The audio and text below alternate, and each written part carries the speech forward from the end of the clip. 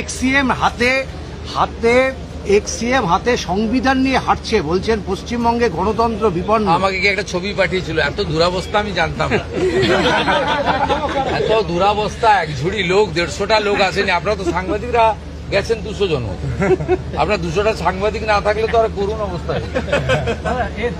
তারপরে রাজ্যসভা লোকসভা মিলে এতগুলো এমপি, শুনলাম 3টে এমপি গেছে, 6 জন এমএলএ গেছে। ও দলটার অবস্থা ফলতার মতো হয়ে গেছে। কোন বিধায়ককে 20 বার পর্যন্ত ফোন করছেন যুবরাজ সেই দলের কোট আনকোট, যে তারা অসুস্থ শুনেছিলাম। ফোনে করেছেন এরকম। অসুস্থ হলে ফোন করা যায় নাকি? স্যালাইন ট্যালাইন কিসব চলছে? আরে আমি তারকেশ্বর ধামে একবার নয়, রাম মন্দির মাথায় নিয়ে খালি পায়ে হেঁটেছি গোটা তারকেশ্বর। এর আগে পাথর বৃষ্টি হয়েছিল বিজেপির র্যালিতে। আপনি জানেন না, এখানে যেদিন ওই যেটাকে লোক হারিয়ে দিয়েছে 31,000 ভোটে, ও রাম মন্দিরকে অপমান করেছিল, আমি খালি পায়ে গোটা তারকেশ্বর শহর আমার হাঁটা আছে 4 কিলোমিটার।